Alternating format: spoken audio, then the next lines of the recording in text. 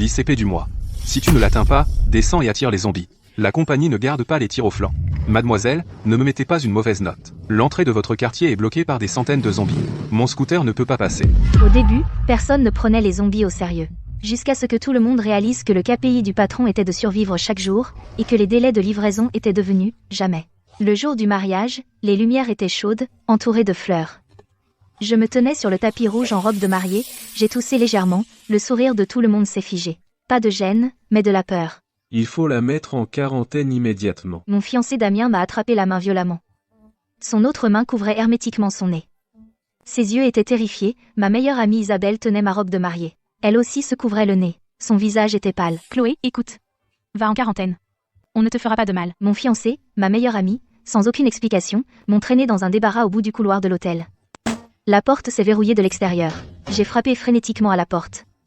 Seule et impuissante. Dehors, Damien et Isabelle se tenaient côte à côte, avec des airs triomphants. Chloé, tu m'aimes tellement. Les zombies arrivent, retiens-les pour nous. Chloé, reste ici. Damien, il y a plus. Ta villa sera mienne désormais. Infectée ? Quelle infection ? Quarantaine ? Quelle quarantaine ? Tout était un mensonge. Ils attendaient ce jour depuis le début. Ils voulaient la villa que mon grand-père m'a laissée. Au secours, Damien, Isabelle. Les zombies déchiraient mon corps sauvagement. Je hurlais désespérément à l'aide. Des pas s'éloignèrent de la porte, ils s'étaient enfuis. Ma conscience s'est brouillée dans les déchirures. Si je pouvais tout recommencer, je ne sacrifierais jamais, pour le soi-disant amour et l'amitié, ma vie. Être que mon ressentiment était trop profond, et que le destin m'a béni. Quand j'ai rouvert les yeux, je me suis retrouvée renaissante une semaine avant mon mariage, de retour dans la villa que mon grand-père m'a laissée. J'ai instinctivement attrapé la table de chevet. L'heure sur mon téléphone indiquait le 15 mars 2026. Une vague de joie m'a submergée. J'étais renaissante 3 jours avant que la peste sanguine ne frappe. Puisque le destin m'a donné une autre chance, je jure que je ne les laisserai pas s'en sortir, Damien et Isabelle, ce salaud et cette psychopathe. Chérie, nous allons installer notre foyer conjugal dans la villa que ton grand-père t'a laissée. J'ai déjà parlé à l'entreprise de rénovation, ils viendront prendre les mesures demain. En écoutant ce message vocal, j'ai émis un rire froid. Si je n'avais pas été renaissante, j'aurais été bêtement émue à nouveau. Mais cette fois, je n'ai pas répondu. Au lieu de ça, j'ai jeté mon téléphone de côté. Maintenant, ma priorité absolue est de lever des fonds, faire des provisions, et transformer cette villa en la forteresse la plus sûre pour l'apocalypse. Je me souviens clairement le jour de mon mariage, dans 3 jours, la catastrophe éclatera complètement. Les infectés grouilleront comme des sauterelles, balayant toute la ville. Cette villa m'a été laissée par mon grand-père. Elle est construite dans la montagne, avec une fondation solide. Mais une simple maison ne suffit pas. Il me faut des provisions, il me faut des défenses, je dois transformer cette villa en une forteresse que personne ne peut percer. J'ai rapidement trié tous mes biens sur mon téléphone. J'ai transféré tous mes placements et dépôts à terme. Sans hésitation, sans peser le pour et le contre. Parce que dans 3 jours, ces chiffres ne signifieront plus rien. J'ai vendu les calligraphies et peintures que mon grand-père m'a laissées, et mes articles de luxe, le tout à prix cassé. Plus les économies déjà sur mon compte, j'avais soudain 12 millions d'euros en liquide. En voyant la longue série de chiffres sur mon compte bancaire, j'ai commencé à faire frénétiquement une liste. 3 jours, je vais transformer cette villa en l'arche de Noé pour l'apocalypse. Un fossé de 2 mètres et un mur de 3 mètres en 3 jours. Du verre blindé et un film anti-explosion. L'insonorisation et une porte de sécurité blindée. Des panneaux solaires sur le toit. Vidéosurveillance dans toute la maison. Système de ventilation et purificateur d'air, rien ne manque. Vous préparez la guerre, mademoiselle Dubois ? Pire que la guerre, triple le supplément de précipitation. Marché conclu ? Pendant que je renforce la forteresse, le stockage ne peut pas attendre. Dans 3 jours, l'eau sera coupée. L'électricité sera coupée, et les magasins seront pillés. Je dois stocker 3 ans de provisions de survie. Premier arrêt, la pharmacie. Je porte un masque et pousse un chariot. Une pharmacie après l'autre, les rayons sont vidés. Médicaments contre le rhume, anti-inflammatoires, antibiotiques, antidouleurs, vitamines, spray de premier secours, iode, antihistaminique, antidiarrhéique. Je jette des cartons et des cartons dans la voiture. Dans l'apocalypse, une boîte de médicaments contre la fièvre vaut plus que l'or. J'ai frappé plus d'une centaine de pharmacies en ville. Tout ce qui pouvait sauver des vies, je les ai tous nettoyés. Dans le sous-sol de la villa, j'ouvre un énorme coffre. La porte métallique s'ouvre lourdement. Des sacs de médicaments sont soigneusement empilés à l'intérieur, remplissant chaque étagère. Ces médicaments sont de petite taille, de grande valeur, tout enfermés dans le coffre du sous-sol. Dans l'apocalypse, c'est ma seconde vie. Environ 2200 kg de riz de Wuchang, environ 900 kg de farine de qualité, 1000 boîtes de nouilles séchées, 100 cruches d'huile de colza, d'huile d'arachide et d'huile de maïs chacune, 500 paquets de sel, poivre de Sichuan, anis étoilé, piment séché, sauce soja, vinaigre vieux et pâte de piment, tout doit être stocké. Vous ouvrez un supermarché, mademoiselle? Avantage de l'entreprise. Double les frais de livraison. Marché conclu. Préparez le camion. Chargez-les. Ensuite, de l'eau et des aliments non périssables. Après l'épidémie, l'eau du robinet sera contaminée. Les rivières seront remplies de cadavres. 2000 caisses d'eau en bouteille, 1000 grands fûts d'eau purifiée, le tout. Aussi des raviolis surgelés, des petits pains surgelés, des nouilles épicées et du ramen épicé, de la viande séchée de bœuf et des chips, des ailes de poulet buffalo, 100 caisses de chaque. De la viande en conserve, du thon et des fruits, achetés par camion entier. Biscuits compressés, riz auto-chauffant, nouilles instantanées. Achetez-en autant que possible. Shampoing, gel douche, lessive, papier toilette et mouchoirs. Stocker assez pour 20 ans. Ces choses, dans l'apocalypse, sont des luxes inestimables. Le stockage des aliments nécessite réfrigération et congélation. J'en ai acheté 10 de chaque, réfrigérateur et congélateur. L'entrepôt est rempli de rangées de frigos et de congélos, approvisionnés en fruits de mer et viande que je viens d'acheter. Riz, farine, huile et autres provisions. Remplissant tous les coins, je me tiens au milieu de l'entrepôt, les mains sur les hanches, souriant en coin. Avoir seulement du riz, de la farine, de l'huile et de la viande ne suffit pas. La vraie monnaie dans l'apocalypse, c'est l'électricité et les armes. 10 ensembles de panneaux solaires pliables, 50 batteries externes haute capacité, 20 lampes solaires extérieures, 5 radios à manivelle. Même si le courant est complètement coupé, mon frigo, la surveillance et les systèmes de ventilation peuvent durer 2 ans. Ensuite, je suis allé dans toute la ville, dans chaque station-service. Doubler le prix. Acheter toute l'essence de la ville. J'ai fini par dépenser 5 millions de dollars. Contacter une organisation mercenaire à l'étranger, acheter un tas d'armes et de munitions. Gilet pare-balles, combinaison anti-couteau, casque anti-explosion, outils de tranchée à haute dureté, couteau de survie multifonction, spray au poivre, matraque électrique. Ces objets qui sauvent des vies sont tous cachés au sous-sol, à portée de main. Si quelqu'un essaie de voler mes provisions, je leur montrerai ce que signifie une rose épineuse. Après avoir terminé ça, c'est le soir de mon 2e jour depuis ma renaissance. Je m'effondre sur le canapé, j'ai l'impression que mon corps va se désintégrer. Je regarde dehors, un fossé de 2 mètres et un mur de 3 mètres, des pointes en acier, une porte de sécurité blindée, un code à 16 chiffres, même les zombies devraient faire un détour. J'appuie sur l'interrupteur mural, toute la ventilation et les purificateurs d'air de la maison filtrent toutes les particules virales de l'extérieur, totalement. Même si l'air extérieur est empoisonné, je peux respirer librement à l'intérieur. Dans la cave, du wagyu, du homard et du crabe royal sont bien empilés. Sur les étagères, les conserves et de l'eau en bouteille à perte de vue. Dans l'armoire à pharmacie, antibiotiques, anti-inflammatoires et médicaments contre le rhume soigneusement rangés, de quoi approvisionner une petite clinique. J'ai dépensé 10 millions d'euros en 3 jours, mais ça en valait la peine. Dans le salon, sur le canapé, je mange des cerises avec élégance. La télé est allumée, chaîne d'infos, la présentatrice sourit en annonçant « Le premier cas de la peste sanguine est apparu dans notre ville, le virus est très contagieux, mais il est actuellement sous contrôle. Il ne se propagera pas à grande échelle. » Bien sûr. Mon téléphone vibre. Des messages apparaissent dans le groupe A3. Un message vocal de Damien, Isabelle a envoyé une photo. La salle de banquet est pleine de fleurs et de ballons. Chérie, après-demain c'est notre mariage. T'es nerveuse? Isabelle et moi t'attendons à l'hôtel. Viens tôt, tu me manques. Je regarde les messages du groupe, et le smiler qui rit derrière. J'ai l'estomac retourné. Mon téléphone s'allume à nouveau. Damien appelle. Je prends une profonde inspiration, et je réponds. Chérie. Pourquoi t'as pas répondu? Demain c'est le mariage. Ne sois pas en retard, d'accord? Chloé, viens tôt, je te ferai un super maquillage de mariée. J'ai un empêchement. On se voit demain à la salle de banquet. Faites la répétition sans moi. Ne m'attendez pas. Je raccroche. Je marche vers la baie vitrée. À l'horizon, par la fenêtre, un rouge sombre étrange se répand. L'horloge numérique au mur affiche 20h27. Mes yeux sont d'un calme effrayant. 20h27. La peste sanguine a éclaté.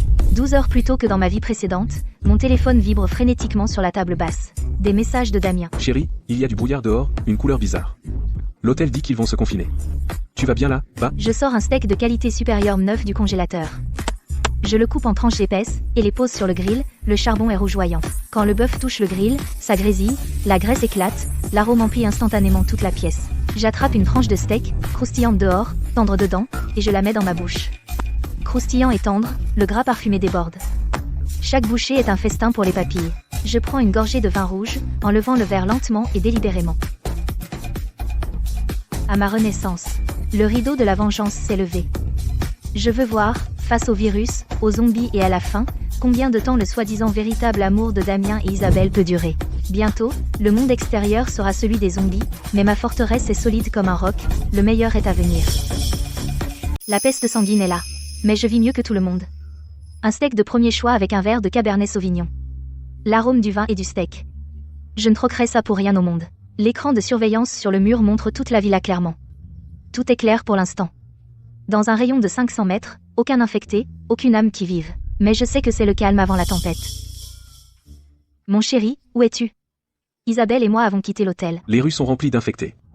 Es-tu en sécurité là? Bah, ne sors pas? Au deuxième jour de la peste sanguine, ce salaud de fiancé qui m'a trahi a eu le culot d'envoyer un message dans le groupe avec une fausse inquiétude, me disant de rester à l'intérieur sauf si c'est important. Cette fausse tendresse aurait pu marcher sur moi dans ma vie passée, mais maintenant ça me rend malade. Chloé, on se cache temporairement quelque part. Ne te prends pas la tête. On veille simplement l'un sur l'autre. J'ai vu ce message et j'ai failli recracher mon vin. Que veux-tu dire par veiller l'un sur l'autre? N'est-ce pas un peu trop évident? En pensant à mon ancien moi, j'étais pathétiquement naïve. Je pensais avoir l'amour parfait et la meilleure amie.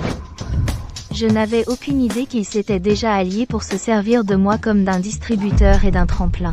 Cette fois, je ne leur donne aucune chance de me faire du mal. S'ils veulent jouer les tourtereaux dans le parking souterrain, qu'ils le fassent. Mon steak et mon vin sont bien meilleurs que leur petite comédie. Troisième jour de la peste sanguine. Assise devant les écrans de surveillance, je grignotais du durian en repensant aux détails que j'avais négligés. Si tu ne te sens pas bien, me force pas.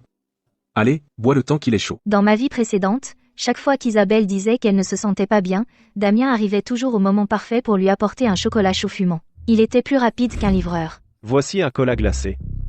Il fait chaud. Mais quand j'avais mes règles, quand j'avais tellement mal que je suais à grosses gouttes, il attrapait un cola glacé dans le frigo et me le tendait, en riant et disant que les boissons froides rafraîchissent. Boire quelque chose de froid pendant mes règles, essayait-il de m'envoyer directement au paradis?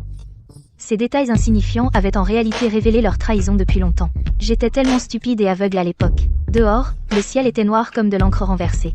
La brume de sang était plus épaisse qu'hier, roulant sur la ville comme une couverture sale, étouffant toute la ville. Soudain, un éclair pâle déchira le ciel, et le tonnerre fit trembler les fenêtres. Puis toutes les lumières de la ville s'éteignirent. Ce n'était pas une panne de courant, le réseau électrique de la ville s'était complètement effondré. Je me suis dirigée vers le parc de batterie, le voyant vert était allumé en continu. Les panneaux solaires sur le toit, bien que partiellement obstrués par la brume de sang, avaient stocké assez d'énergie pour durer 3 mois. Ma forteresse était toujours imprenable, mais ceux encore en vie dehors n'avaient pas cette chance. J'ai levé mes jumelles et regardé la ville lointaine. Les gratte-ciel qui brillaient autrefois de lumière étaient maintenant noirs comme de la poix, comme des rangées de gigantesques pierres tombales. Parfois, quelques fenêtres brillaient, quelqu'un avait allumé une bougie ou allumé une lampe de secours. Mais ces faibles points de lumière, dans l'obscurité sans fin, étaient pitoyablement petits. J'ai pointé mes jumelles vers la route devant la villa. Au virage de la route, j'ai vu une mère courir désespérément, tenant son enfant, poursuivie par un groupe d'infectés. Quelques secondes plus tard, la mère et l'enfant furent submergés par les infectés. Des vies si vives furent silencieusement englouties comme ça. L'apocalypse venait de commencer, et la vie humaine était déjà aussi bon marché que l'herbe. J'ai pris une profonde inspiration et j'ai refoulé mes émotions débordantes. Pas de cœur tendre, pas d'action impulsive. Dans ma vie précédente, j'étais trop tendre, j'ai cédé pas à pas, et c'est ainsi que ce couple m'a piégée, et j'ai été dévorée vivante par les zombies. Dans cette vie, je leur ferai payer, sans échappatoire.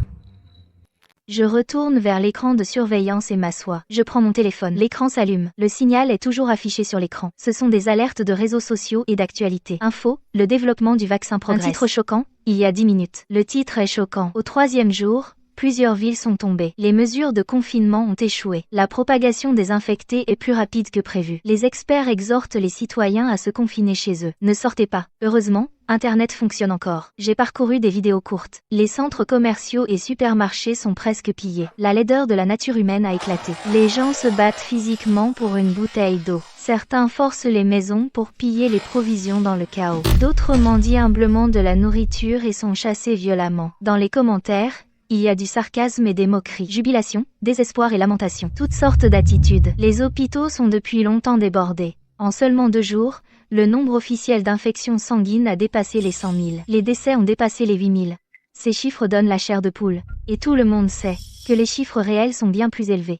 Les actualités disent que les fournitures de secours manquent cruellement. Les zones sécurisées sont complètement pleines. Ils conseillent aux citoyens de se sauver chez eux. Ne sortez pas. Traduction. Les équipes de secours n'arriveront pas de sitôt. Si vous voulez survivre, vous êtes seul. Je me tiens dans la spacieuse villa. En regardant les montagnes de provisions, les congélateurs pleins et les armoires à pharmacie, mon cœur est rempli d'émotions mitigées. Quand grand-père a acheté cette villa à l'époque, il a non seulement ajouté une protection nucléaire, mais aussi réservé des systèmes de ventilation et de drainage au sous-sol. Elle devrait pouvoir survivre à cette longue apocalypse.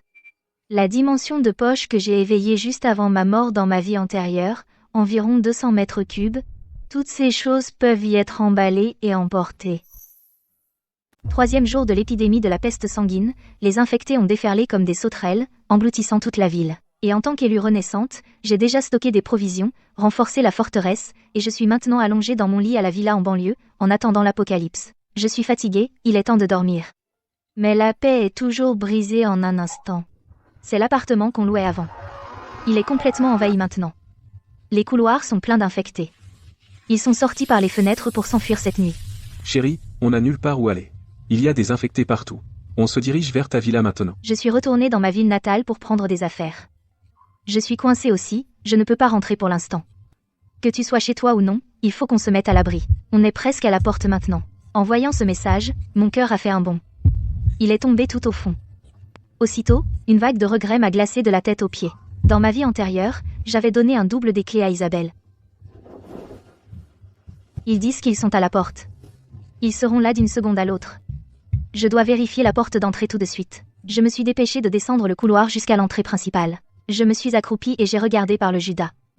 Le couloir était vide, juste la lumière tamisée du détecteur. J'ai couru vers le moniteur. Mes doigts ont glissé sur l'écran, changeant de caméra. Jardin avant, jardin arrière, mur gauche, allée droite. Vérifier chaque endroit. Puis, j'ai entendu des pas et des souffles faibles dehors, se rapprochant. Bientôt Damien et Isabelle sont apparus au portail. Ils étaient couverts de sang et de boue. Les cheveux collés en mèche sur leur visage, comme 2 rats sortis d'une poubelle, les lèvres d'Isabelle étaient violettes, elle tremblait de partout. Mais ses yeux n'arrêtaient pas de scruter la villa. Elle vérifiait les lumières, les provisions, combien j'avais stocké. Chérie, ouvre la porte. J'ai la clé. Les mains tremblantes d'Isabelle ont inséré la clé dans la serrure et ont tourné fort. Ça n'a pas tourné. Elle a marqué une pause, l'a retirée, a réessayé. Elle a saisi la clé à 2 mains et tourné de toutes ses forces. La serrure n'a pas bougé. Pas un bruit. Son visage est passé du pâle au violet. Qu'est-ce qui se passe?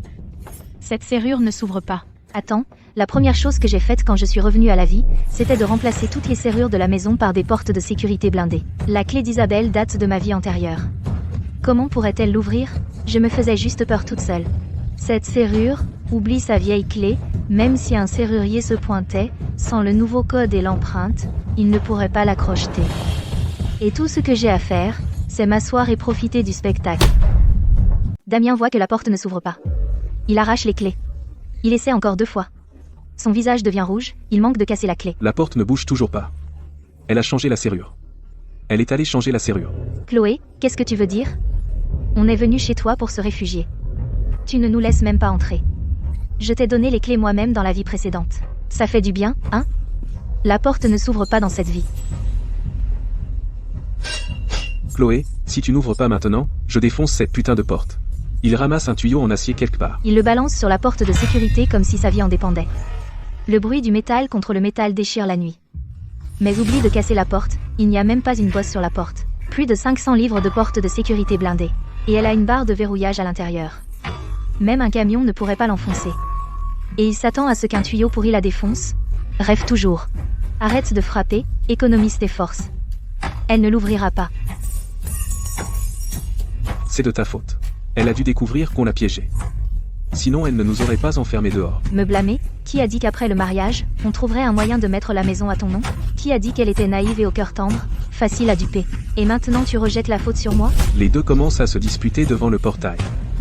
Leurs voix deviennent de plus en plus fortes. Ils ressortent leurs défauts et vieilles rancunes. Toutes les paroles honnêtes que je n'ai jamais entendues dans ma vie précédente.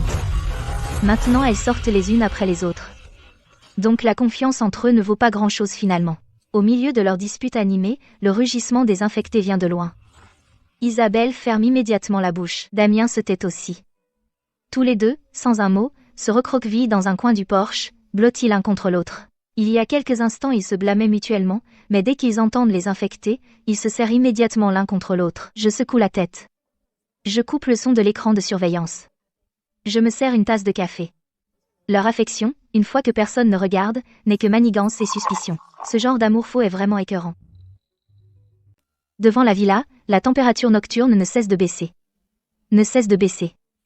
Isabelle est recroquevillée sur le sol en ciment froid, grelottant de tout son corps. Ses lèvres sont violettes, son regard vitreux. Elle est clairement délirante à cause de la fièvre.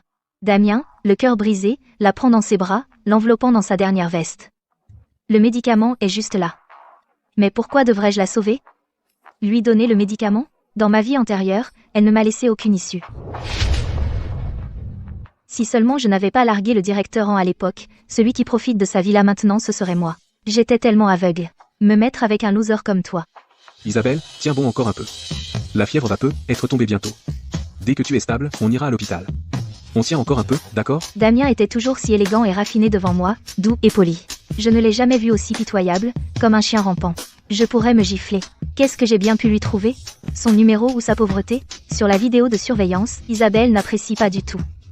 Elle repousse Damien, sa main tendue pour l'aider. Ses yeux sont pleins de mépris et de ressentiment. Elle essaie de se lever, mais ses jambes flanchent et elle retombe. Elle continue à insulter. Tu n'as pas dit que cette villa serait à toi? Tu n'as pas dit qu'elle était idiote? Et maintenant? On ne peut même pas rentrer. J'allais éteindre la surveillance, quand soudain, avec un grincement, la porte de la villa voisine s'ouvrit. Un grand homme d'âge moyen en sweat à capuche noire, tenant une arbalète, visant droit sur Damien. Cogner à ma porte en pleine nuit? Tu cherches des ennuis? Recommence, je t'en défie. Cette arbalète n'a pas d'yeux. Sur l'écran, le regard féroce du voisin passe sur Damien, balaye Isabelle, et s'arrête sur son visage rougi, mais encore assez joli. Ce visage, même tout rouge, et en désordre, reste le résultat d'un entretien coûteux. Ses vêtements mouillés collent à son corps, révélant chaque courbe. La pomme d'Adam de l'homme monte et descend, ses yeux rivés sur Isabelle. Je regarde l'écran et ricane. Ah, les hommes sont tous pareils. Ma belle, viens avec moi. J'ai de la nourriture chez moi, des boissons, des médicaments contre la fièvre, et un grand lit moelleux. Damien se fige. Il regarde l'homme, puis Isabelle, on dirait qu'il a avalé une mouche. Isabelle, comme s'accrochant à une bouée, lève faiblement la tête et regarde le voisin avec ce regard pathétique et impuissant. Vraiment? Merci. Vous êtes si gentil. Tu es fou, c'est un inconnu. Tu dis que c'est un inconnu, mais là, bas, quand tu me tenais en attendant de mourir, pourquoi tu ne t'es pas inquiété qu'il soit un inconnu à ce moment-là? Il a des médicaments, une villa, un lit. Qu'est-ce que tu as? Tu n'arrives même pas à ouvrir une porte cassée. Éloigne-toi d'elle. Tu crois que je ne vois pas tes fichues sales intentions? Ignore-le. Il est dingue. Monsieur, je viens avec vous. Damien perd complètement les pédales. Comme un chien errant qui s'est fait botter, il bondit en avant, pendant que je suis assise devant les écrans, je prends ma tasse de thé, et souffle doucement la vapeur. Ce spectacle est encore mieux que ce que j'imaginais. Les yeux de Damien sont injectés de sang. Les veines gonflent sur son front, il serre les poings. Il émet un rugissement sourd. Comme une bête enragée, il se jette sur le voisin. Ça suffit, tu veux que je meure ici? Le poing de Damien se fige en l'air. Il est figé sur place. Isabelle ne le regarde même pas. Elle s'appuie sur le voisin, en marchant vers la porte entr'ouverte. Son dos ne montre aucune hésitation. Alors que la porte est sur le point de se fermer, Damien sort enfin de sa torpeur. Il se précipite, attrapant le chambranle d'une main, et crie dans l'interstice. Isabelle.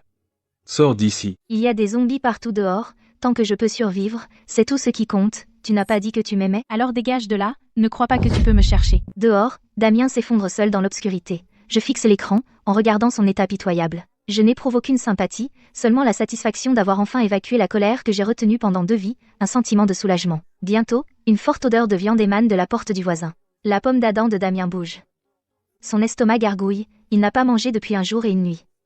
Il se soutient contre le mur, les jambes faibles. Il se dirige vers la porte du voisin, hésite un instant, puis frappe. Mec, j'ai dépassé les bornes tout à l'heure, s'il te plaît, et un cœur, donne-moi juste à manger, juste une bouchée, ma fiancée habite dans la villa d'à côté, elle peut payer tout ce que tu veux, nourriture, médicaments, n'importe quoi. J'ai presque ri à voix haute en entendant ça. En être réduit à ça, Damien essaie encore de profiter de moi, un léopard ne peut pas changer ses tâches, il n'y a eu aucune réponse de l'intérieur de la porte du voisin, mais quelques bruits sont parvenus faiblement. Pas des voix, mais le bruit de tissu qui frotte, mêlé à des halètements étouffés de femmes et des rires sourds d'hommes. Le visage de Damien devient pâle puis rouge. Il tremble comme une feuille. Il se baisse et ramasse un tuyau en acier par terre, ses jointures craquent alors qu'il le serre. Mais il le lève pendant une bonne demi-minute, et finalement, ne l'abat pas. Parce qu'il sait mieux que personne que même s'il détruit la porte, Isabelle ne partira plus avec lui. Le lendemain soir. Le voisin sort, verrouille la porte derrière lui, l'arbalète sur le dos. Damien attend au coin de la rue depuis le matin. Quand les pas s'éloignent complètement, il se faufile jusqu'à la porte. Isabelle, ouvre la porte. Isabelle voit que c'est lui à travers le judas. Elle hésite quelques secondes, puis elle entrebâille la porte. Damien se glisse à l'intérieur comme un poisson. La porte se referme doucement derrière lui. Je ne vois pas ce qui se passe à l'intérieur. Mais je remarque que, avant d'entrer, il tient un long fil fin. En moins de 10 minutes, le voisin revient. Il sort ses clés et ouvre la porte. Au moment où il entre dans l'entrée, il pousse un grognement confus. Puis, bang bang bang, 3 coups sourds à la suite. Comme frapper un sac de sable humide. Puis Isabelle pousse un cri bref qui s'arrête net. Tout devient silencieux. Je fixe l'écran, et prends mon café pour en boire une gorgée. Environ 5 minutes plus tard, la porte s'ouvre et Damien passe la tête. Il regarde à gauche et à droite. Il a maintenant l'arbalète sur le dos. Le devant de ses vêtements sombres est trempé. Le rouge foncé devient noir dans la faible lumière du brouillard de sang. Il traîne un sac poubelle noir bien rempli. Il le tire lourdement jusqu'à la poubelle au bout du couloir. 2 allers-retours. Il y a une faible traînée sur le sol. Il a changé pour une veste propre. Mais sur ses manches et sous ses ongles, il reste des traces qu'il n'a pas pu nettoyer. Il retourne dans l'appartement du voisin. Il verrouille la porte derrière lui. Un fil bloque la détente. Un tube en acier écrase le crâne. Cet homme fort avec l'arbalète et les provisions est abattu par un loser qui crève de faim depuis 2 jours. Les méchants vivent vraiment longtemps. Mais il croit qu'en prenant la maison et en ayant des provisions, il peut être tranquille. 1 mois a passé vite. La peste de sang a balayé la ville comme une traînée de poudre. Le centre-ville est complètement anéanti. Des milliers de zombies se propagent dans les banlieues. Je vérifie les écrans tous les jours. J'ai renforcé les portes et les fenêtres encore et encore. J'ai assez de provisions dans la cave pour tenir 3 ans.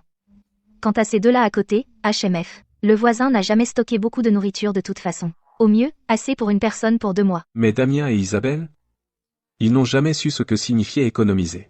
Les premiers jours, ils festoyaient de viande et de poisson, buvaient de la bière et rongeaient des cuisses de poulet, comme si l'apocalypse était des vacances. Quand ils ont réalisé qu'il n'y avait plus de nourriture à dénicher, il était trop tard. Maintenant, ils sont sans nourriture depuis 5 jours entiers. Le visage de Damien, ce beau visage qui m'a fait tomber amoureuse de lui, est maintenant si émacié que ses pommettes ressortent, yeux creusés. Et Isabelle est encore pire. Ses lèvres sont gercées et pelées, cheveux emmêlés comme de l'herbe sèche, peau jaunâtre. Elle n'a plus rien de la fille innocente qu'elle était. Depuis l'écran, je les entends se battre. Je parie que maintenant Isabelle serre un demi-morceau de pain moisi.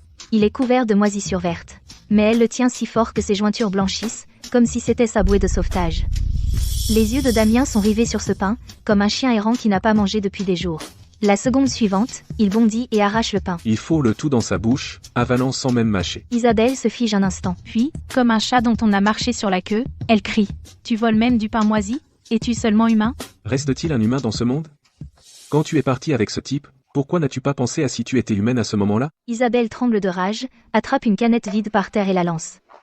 Damien l'attrape, et la renvoie, touchant son épaule. Isabelle hurle et se recroqueville, mais continue de jurer, chaque mot ravivant de vieille rancune. Le traitant de pathétique. Le traitant d'inutile, disant qu'il ne peut même pas défoncer une porte. Depuis l'écran, j'entends leur combat de chiens. J'ai entendu ces mots d'innombrables fois. Des premières disputes à ces médisances vicieuses. Chaque fois, c'est comme remuer le couteau dans la plaie, sauf que ce sont leurs propres plaies. Je pose ma tasse, un sourire froid au coin des lèvres. Allez-y, continuez à vous disputer. Empirez les choses, c'est le karma que vous méritez. Juste au moment où je pensais qu'ils se planqueraient à côté, à se chamailler et à perdre du temps, ces 2-là ont enfin tourné leur attention de nouveau vers moi, alors que Damien traînait un demi-bidon d'essence et qu'Isabelle portait une hache à incendie, s'approchant furtivement de ma porte, où Damien a levé les yeux, fixant la faible lumière à travers la fissure, avec un regard d'obsession désespéré de quelqu'un sans issue. La folie ultime d'un homme qui se noie, Isabelle, il y a eu du mouvement chez Chloé tout ce temps, donc il doit y avoir de la nourriture à l'intérieur, et de l'électricité. Quand Isabelle a entendu le mot nourriture, ses yeux ternes se sont illuminés, et alors qu'une seconde elle se battait pour un demi-morceau de pain moisi avec Damien, maintenant elle était la plus enthousiaste, se précipitant pour traîner le bidon d'essence jusqu'à ma porte, où Damien a dévissé le bouchon, laissant l'odeur âcre de l'essence envahir instantanément le couloir, tandis qu'il aspergeait d'essence ma porte et mes murs, et à travers la fissure, un liquide doré a coulé le long de la porte en fer, formant une flaque sur le sol. La porte ne brûlera pas, mais les joints vont fondre, laissant la fumée entrer, donc soit elle ouvrira la porte soit elle sera asphyxiée par la fumée. Incendie criminel pour entrer par effraction, bonne idée, mais mon cadre de porte est inifugé, les murs extérieurs ont un revêtement résistant au feu, et le système de ventilation a 3 filtres à fumée, donc sans parler de la fumée. Même un gaz toxique ne peut pas entrer du tout, mais je ne peux pas les laisser l'allumer vraiment, car les panneaux solaires sont encore sur le toit, et les dégâts de fumée seraient pénibles à réparer. Pendant ce temps, sur le moniteur, Damien était inconscient, souriant en sortant un briquet de sa poche, accroupi, le pouce sur la molette. Chloé, espèce d'égoïste, tu as tellement de provisions et pourtant tu nous regardes mourir de faim, mais quand j'entrerai, je te donnerai une leçon, et avant qu'il ait fini de parler, avec un clic, le briquet a produit une flamme. Sans hésitation, il a approché la flamme de l'essence sur le sol, mais au moment où la flamme allait toucher l'essence, un léger sifflement est venu du plafond, et le système d'arrosage automatique s'est activé instantanément, tandis qu'un rideau d'eau tombait de l'avant-toit comme une barrière transparente, visant précisément l'embrasure de la porte et trempant complètement l'essence répandue, tandis que la flamme du briquet vacillait dans la pulvérisation et s'est complètement éteinte. Dès que le briquet s'est allumé, j'ai actionné l'interrupteur du système d'arrosage. Qu'est-ce que c'est que ça? Elle avait tout prévu. Elle avait tout.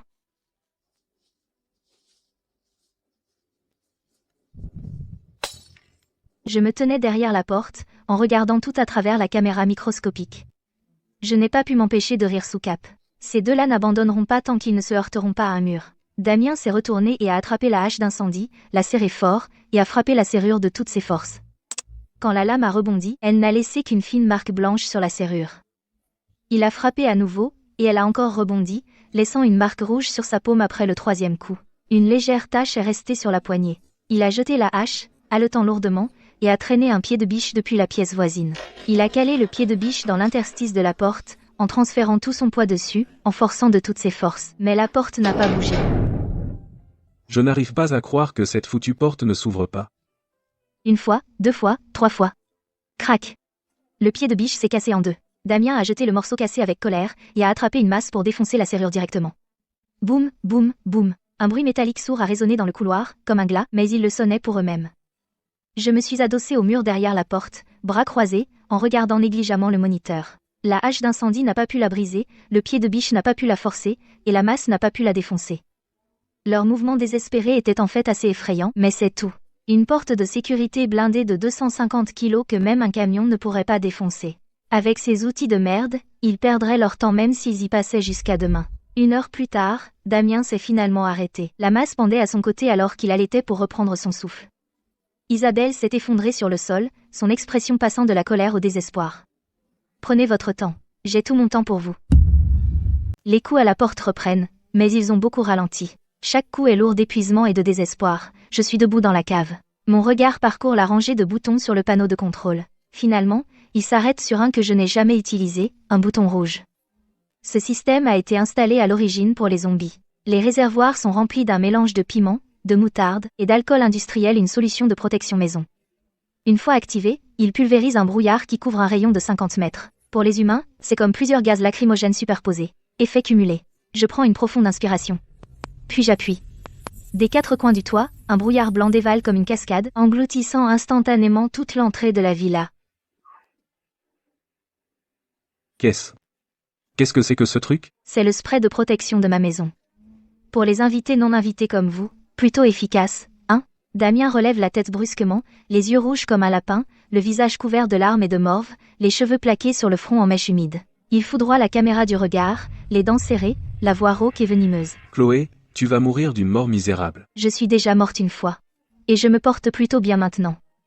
Quant à vous deux, si vous ne partez pas, quand les zombies arriveront, je ne vais pas prendre la peine de nettoyer vos corps dehors. Damien veut ajouter quelque chose, mais une autre giclée de spray le plie en deux, le faisant tousser violemment.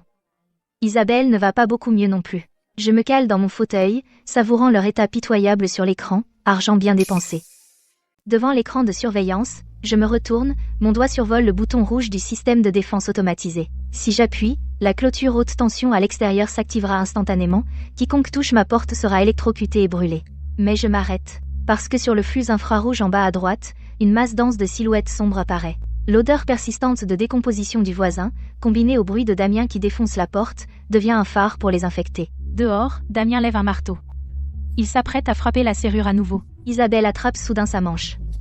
La voix tremblante, elle pointe derrière elle. Dans l'obscurité, des paires d'yeux jaunes et troubles s'allumant. L'infecté de devant, vêtu d'une veste déchirée, le visage mutilé, un liquide rouge foncé dégouline le long de son cou. Il sent les vivants. Il pousse un cri perçant, et se jette en avant. Course. Damien lâche le marteau, fait demi-tour et court. Il monte les marches en bondissant, se précipitant vers la villa voisine. Laissant Isabelle derrière lui sans une seconde pensée. Isabelle a un pas de retard, et un infecté attrape sa cheville. Elle tombe à plat ventre. Damien, sauve-moi. Sauve-moi. Damien ne se retourne même pas. Il se précipite à l'intérieur, et claque la porte. Isabelle, avec une force inconnue, repousse le zombie, et se faufile par l'interstice. La porte claque. La serrure claque bruyamment dans le couloir. Il croit être en sécurité à l'intérieur. Trop naïf, ce genre de verre trempé ordinaire peut arrêter les voleurs, mais pas les zombies. À présent, des dizaines d'infectés ont envahi le jardin. Ils se pressent contre les baies vitrées, cognant avec la tête et grattant avec les mains. En quelques secondes, du sang rouge foncé tache le verre. Crac. Une fissure apparaît. À l'intérieur, Damien rugit et Isabelle crie. Poussez le canapé contre. Dépêchez-vous. Ça ne tient pas. Le verre va se briser. Les zombies envahissent la pièce d'à côté. Damien traîne Isabelle et ils sprintent dehors, couverts d'éclats de verre et de saleté. À l'entrée de ma villa, un vieux robinier se dresse dans la nuit. Damien pose le pied sur les nœuds du tronc, Grimpant à la force des bras. Isabelle, en bas, saute frénétiquement. les zombies sont juste derrière elle. Tire-moi vers le haut. Damien s'accroupit sur une grosse branche, regardant la foule dense d'infectés. Il hésite. Un infecté attrape les vêtements d'Isabelle, Isabelle crie et le secoue, puis s'accroche à une branche basse et grimpe. Ce n'est qu'alors que Damien tend la main et attrape ses cheveux, la hissant sur l'arbre. Dans la canopée, les deux s'effondrent sur les branches, haletant. En bas, des centaines d'infectés entourent l'arbre, bras tendus, hurlant à vous assourdir. Ils essaient de grimper, mais leurs mouvements sont raides et maladroits, donc pour l'instant, ils ne peuvent pas les atteindre. C'est ce qu'on appelle récolter ce qu'on a semé. Dans la vie précédente, ils m'ont personnellement jeté aux zombies. Dans cette vie, ils ont goûté à la douleur d'être abandonnés. Le vent nocturne hurle. Il fait moins 10 degrés là, haut dans la cime des arbres. Damien tremble de froid. Il croise les bras. Isabelle a même perdu son manteau. Elle n'a qu'un pull fin sur elle. Elle est recroquevillée en boule. Ses dents claquent sans arrêt. Damien, j'ai froid. Tiens bon. Je gèle aussi. On va crever ici. Il y a des infectés partout en bas. On n'a rien à manger. Pas de vêtements chauds du tout. Damien se penche et regarde en bas. Non seulement les infectés ne se sont pas dispersés, mais ils se rassemblent en plus grand nombre. Dans les rues au loin, il y a un flux incessant d'infectés. Il continue d'arriver par ici. Son regard se porte à 10 mètres de là. Le 2e étage de ma villa. Brille d'une lumière jaune chaude. Il serre les dents. Soudain, il crie « Chloé !» Chloé, tu m'écoutes? Chloé, je sais que j'ai eu tort. J'ai été impulsif tout à l'heure. J'avais tellement faim que j'ai pété un plomb et défoncé ta porte. Tu peux me pardonner? Chloé, sauve-nous, s'il te plaît. Pour notre amitié. Tu ne peux pas nous laisser mourir. Puisque jouer les durs n'a pas marché, ils essaient de me faire du charme. Ces deux-là changent d'avis plus vite qu'on tourne une page. Quand ils m'ont piégé pour nourrir les infectés à l'époque, pourquoi ils ne se souvenaient pas de notre ancienne amitié? Chloé, ouvre-nous la porte et laisse-nous entrer, je ferai tout ce que tu diras, je ferai tout ce que tu voudras. Je suis un homme, je peux te protéger. Oui, on peut t'aider pour les tâches ménagères, n'importe quoi. Chloé, j'ai tellement froid. Je meurs de froid. Tu me protégeras et tu travailleras? Avec vous deux comme ça? Si faible et pitoyable. Je préfère prendre 2 chiens. Tu n'allais pas brûler ma porte? Vas-y, brûle-la alors. Chloé, c'était juste un malentendu. J'essayais juste de te faire peur. Comment pourrais-je brûler ta maison? La maison du voisin a disparu. Où allez-vous dormir ce soir? Chloé, arrête de plaisanter. On ne peut pas bouger du tout. Il y a des infectés partout en bas. Tu as un balcon au 2e étage. Lance juste une corde.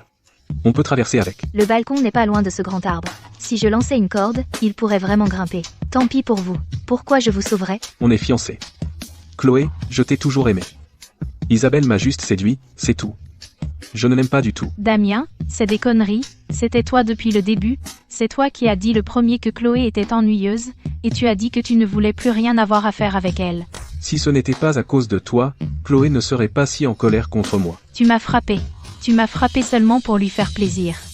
Les deux commencent à se battre dans la cime des arbres. Les branches tremblent violemment. Les feuilles volent partout. Entendant le bruit, les zombies en bas deviennent plus excités. Ils grimpent désespérément. Un zombie attrape une branche basse. Il tire la moitié de son corps vers le haut. Damien, terrifié, donne un coup de pied au zombie pour le faire tomber. Et il n'ose plus frapper Isabelle. Les deux se séparent, haletant. Ils s'accrochent fermement au tronc. Je me penche en arrière dans ma chaise. Je prends mon café et bois une gorgée lente. Quel spectacle! Arrêtez de vous battre. Je ne dis pas que vous ne pouvez pas entrer. Vraiment, Chloé, tu es d'accord? Mais je n'héberge pas les parasites. Je ne sauve qu'un seul d'entre vous. La nature humaine ne résiste pas à l'épreuve. Surtout quand la vie est en jeu. Tu l'as entendu, Isabelle. Elle ne sauve qu'un seul. Qu'est-ce que tu fais? Je suis ta copine. Copine, tu l'as entendu aussi. Elle me veut. Rester ne fera que me tirer vers le bas. Damien se jette sur Isabelle. Ses mains s'enroulent autour de son cou. Isabelle se débat désespérément. Ses mains griffent le visage de Damien, ses ongles raflent sa peau. La lutte s'intensifie. Juste à ce moment-là, sur les images de surveillance, un détail inhabituel apparaît. Dans la lutte, les doigts d'Isabelle déchirent la main de Damien. Damien, sous la douleur, lâche prise. Isabelle saisit l'occasion et le repousse d'un coup de pied. Se couvrant la bouche, Quand son cou a-t-il poussé une plaque de veine violette gonflée? Comme quelque chose de vivant qui grouille sous la peau. Damien s'apprêtait à bondir à nouveau, mais à la vue, il se fige en plein élan. Tu es infecté. Non, je ne le suis pas. J'ai juste très froid. Damien dévale de l'autre côté de la couronne de l'arbre. Se serrant contre le bord du tronc, tremblant de tout son corps. Chloé lance la corde. Elle a muté. Elle se transforme en un des infectés. Je n'ai pas de corde. Mais je peux vous passer une chanson pour égayer tout ça. J'appuie sur un autre bouton du panneau de contrôle. Les haut-parleurs puissants à l'extérieur de la villa s'allument simultanément. Une musique heavy metal assourdissante transperce la nuit. Comme un couteau tranchant le silence, alors que la musique retentit, les infectés à des kilomètres sont tous attirés par elle. Ça, c'est ce que j'appelle un festin. Effectivement, les infectés sous l'arbre explosent en chaos. Ils grimpent les uns sur les autres, se hissant frénétiquement. Sur la couronne de l'arbre, le corps d'Isabelle commence à se convulser violemment, ses os craquent de manière audible. Elle se lève dans une pose tordue et contre nature. Elle tourne la tête, fixant Damien. Un liquide noir dégouline de sa bouche. Non. Ne t'approche pas de moi. Je me penche en arrière dans ma chaise, croise les jambes et profite tranquillement du spectacle à l'écran. Soudain, le cri d'Isabelle est comme un ordre. Les infectés griffant l'arbre en dessous pivotent tous à l'unisson. Ils ignorent Damien dans l'arbre. Et au contraire, attirés par la musique et les lumières, chargent ma villa.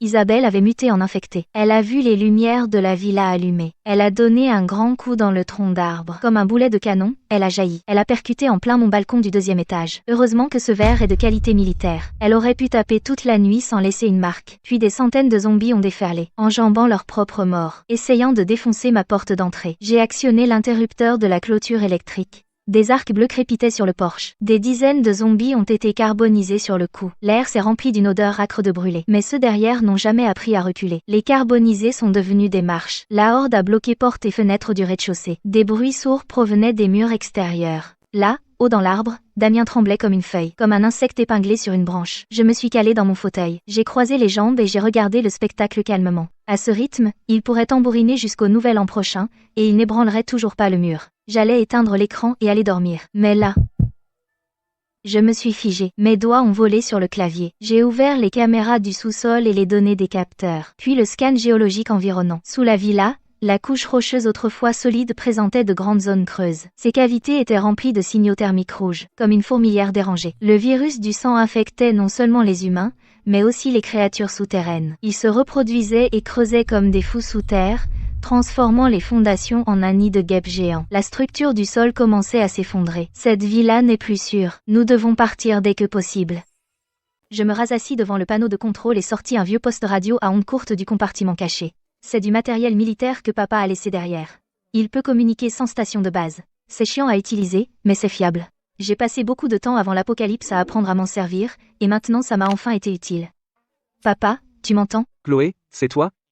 Comment ça se passe là, bas? Papa, je suis en sécurité pour l'instant, mais les fondations de la villa sont endommagées, et elles pourraient ne pas tenir longtemps. Je veux aller à l'institut pour te rejoindre. Je vois d'ici que les zombies en ville se déplacent vers la banlieue. Si tu sors seul, tu n'auras aucune chance. Papa, je suis prête. Il y a un véhicule tout-terrain modifié dans la villa. J'ai assez d'essence et de provisions, et j'ai un atout dans ma manche dont personne ne connaît l'existence. Ça me permet de voyager léger. Ne t'inquiète pas. D'accord. Prends le périphérique nord et attends-moi à l'aire de repos des Roches Grises, j'enverrai quelqu'un te chercher. Qui? Il y a d'autres personnes à l'institut? Quelques anciens collègues ont évacué avec moi. Nous avons des gardes pour nous protéger. Souviens-toi, ne sors pas de la voiture à l'aire de repos. Attends que mes gens viennent te chercher. D'accord, compris. J'ai éteint la radio et j'ai commencé à faire mes derniers bagages. Je me suis rapidement rendu à la zone de stockage au 2e sous-sol. J'ai fermé les yeux, en concentrant mon esprit. Les environ 200 mètres cubes de dimension de poche dans mon esprit étaient comme un immense entrepôt, rempli de médicaments, d'armes, de nourriture hypercalorique, de purificateurs d'eau et de chargeurs solaires. Tout l'essentiel était à l'intérieur. J'ai ouvert les yeux, un léger sourire aux lèvres. Puis je me suis dirigé tout droit vers l'armurerie, j'ai entré le code, et la porte s'est ouverte. 2 Glock 17 modifiés, 6 chargeurs pleins, une machette militaire, et un gilet pare-couteau léger. J'ai rapidement enfilé un pantalon tactique et le gilet pare-couteau, j'ai placé le pistolet dans l'étui sur ma cuisse, et j'ai accroché la machette dans mon dos. J'ai sorti un grand sac à dos tactique. Barre énergétique hypercalorique, une trousse de premiers soins, des antibiotiques, des antidouleurs, une lampe de poche et des piles. Enfin, j'ai pris quelques grenades assourdissantes accrochées aux boucles extérieures. 15 kilos, parfait. Tout est prêt. Je prends l'ascenseur pour le garage souterrain. Un SUV Georges Patton noir comme la poix est garé en plein centre. Blindé par balles, pneus anti-explosion. À l'avant, un pare-buffle renforcé. Ce véhicule énergivore m'a coûté une fortune. J'ai modifié le châssis et la suspension. Tout pour une situation comme aujourd'hui. J'ouvre la porte d'un coup sec. Je jette mon sac sur le siège passager, puis je me dirige vers le coin. J'actionne un interrupteur caché. Avec un grondement, la lourde porte en alliage se lève lentement, révélant un tunnel sombre. L'air empeste le moisi et la pourriture. Cette voie d'évacuation mène directement à une usine chimique abandonnée à plus d'1 kilomètre. Quand j'ai conçu la villa, j'ai laissé cette sortie de secours. Je n'aurais jamais pensé en arriver là. Je me glisse au volant. Je démarre le moteur. Le moteur V10 émet un grondement sourd. L'écran du tableau de bord montre les caméras extérieures. Sur la terrasse du 2e étage, l'Isabelle mutante continue de cogner sans arrêt. Dans la cour du rez-de-chaussée, les zombies s'entassent, presque enterrant la moitié de la villa. Amusez-vous bien avec ce jeu, les gens.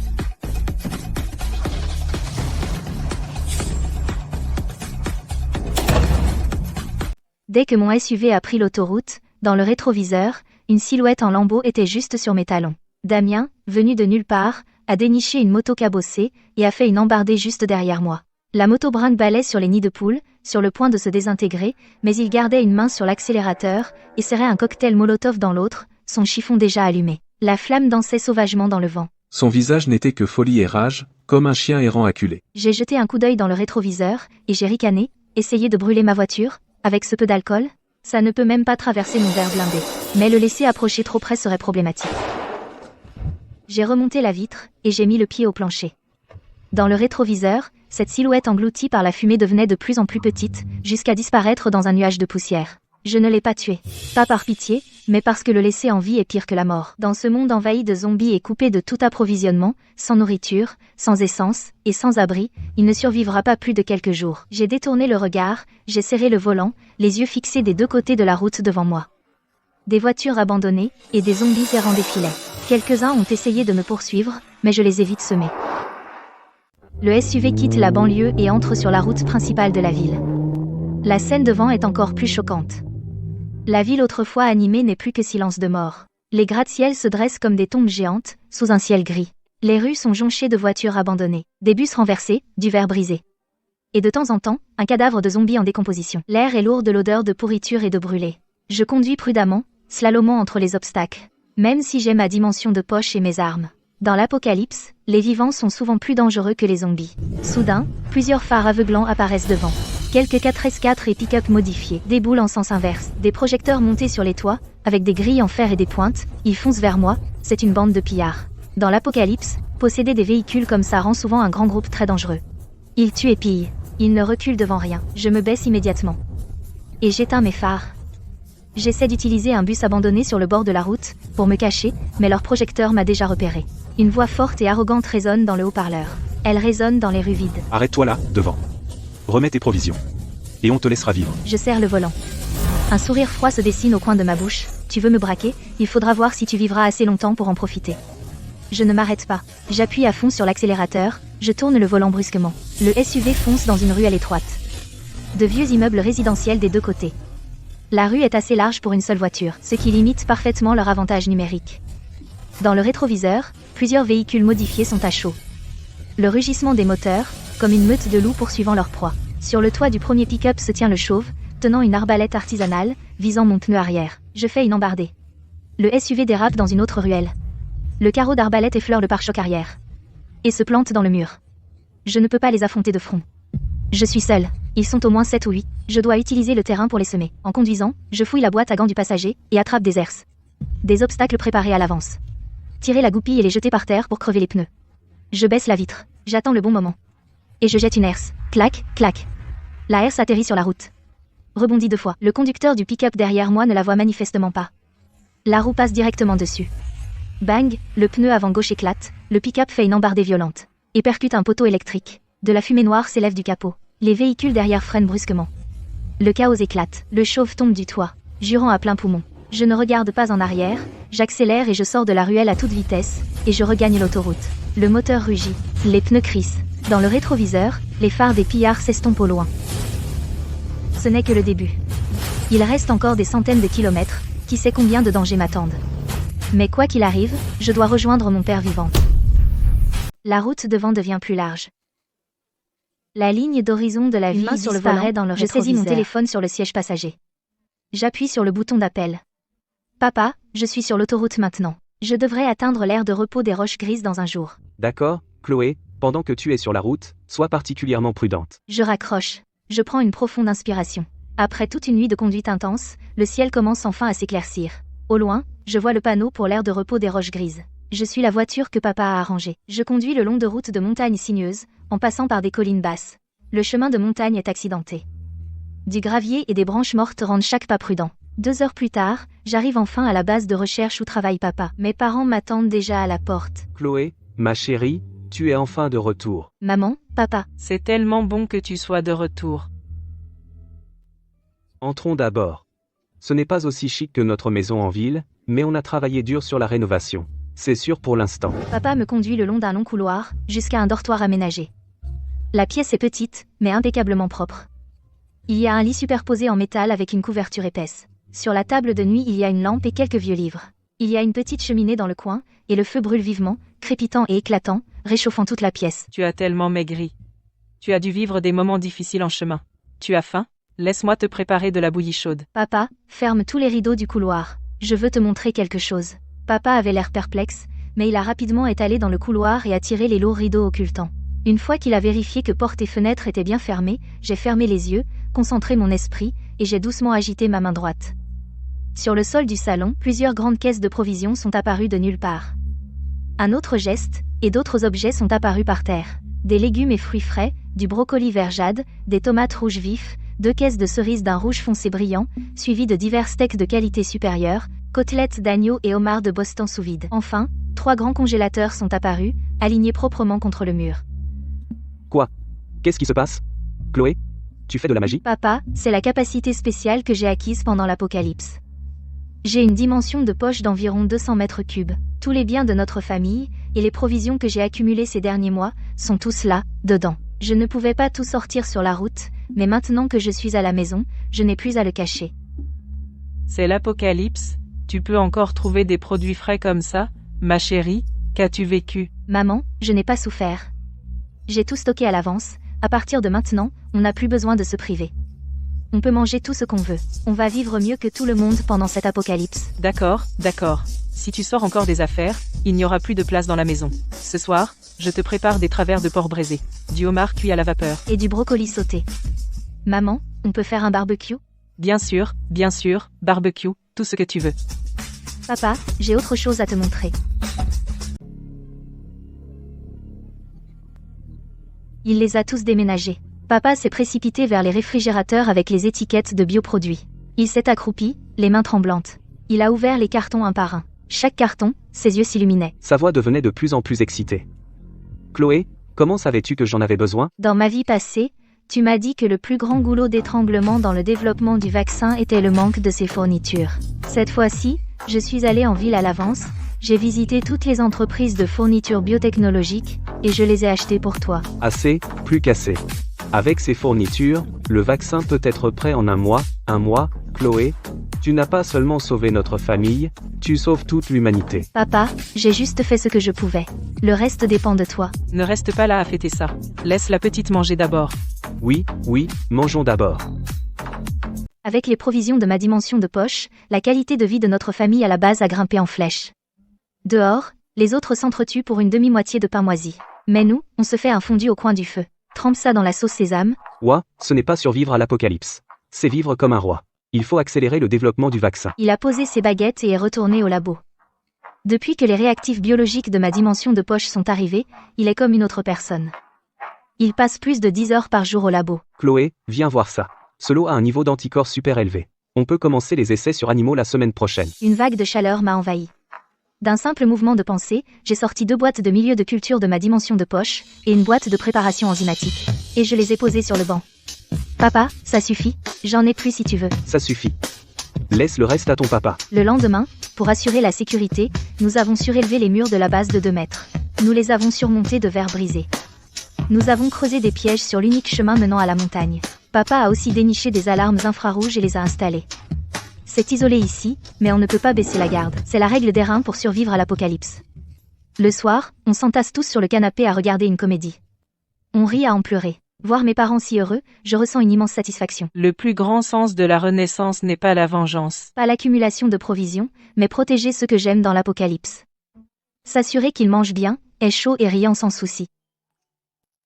La peste de sang a éclaté il y a plus de 2 mois. Il y a plus qu'assez de provisions dans la dimension de poche. J'en ai parlé avec maman et papa. Nous envoyons les médicaments et la nourriture en surplus en bas de la montagne pour aider. Pas pour jouer les saints, mais parce qu'un vaccin n'a pas encore été développé. Chaque personne supplémentaire donne un peu plus d'espoir à l'humanité. La route de montagne est accidentée. J'ai dépassé une forêt de pins. Au carrefour devant, il y a une moto en ruine. Le cadre était couvert de rouille, pneus à plat, renversés sur le bord de la route. Peu de gens viennent par ici. Qui abandonnerait une moto ici? Je suis sortie prudemment pour vérifier. Ma main est allée vers le couteau à ma ceinture. À ce moment-là, une silhouette familière est apparue. J'ai regardé de plus près. Cette veste en jean usé, le col d'étain en blanc, les poignets pleins de trous. Je les connaissais trop bien. Damien. Il s'était complètement transformé. Sa peau gris-blanc était couverte de taches livides. Ses yeux étaient troubles et jaunes. Ses lèvres étaient gercées, se décollant pour révéler des gencives noires. Il s'est enfui depuis la villa, à plus de 900 km. Il n'est pas mort dans les mâchoires d'un zombie, ni mort de faim sur la route. Mais il est mort en s'écrasant en me poursuivant. Je suis restée là, regardant silencieusement l'homme que j'ai le plus aimé, celui qui m'a le plus blessé. Non, un zombie. En regardant son cadavre misérable, je n'ai absolument rien ressenti. Pas même une once de satisfaction. C'était comme regarder un chien errant mort sur le bord de la route. Voici le Centre national de commandement d'urgence.